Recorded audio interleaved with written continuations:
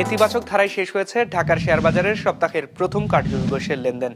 সার্বিক সূচক DSEX 10 point কমে দাঁড়িয়েছে 5236-এ। হাত বদল হয়েছে 421 কোটি টাকার শেয়ারের মালিকানা।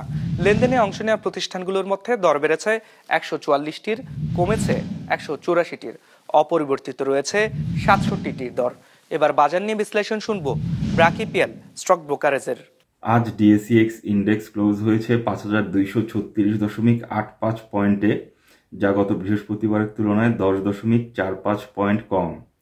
আজ টার্নওভারের দিক থেকে মার্কেট নিম্নমুখী প্রবণতা প্রদর্শন করে, যা গত বৃহস্পতিবারের তুলনায় 13.5% কম।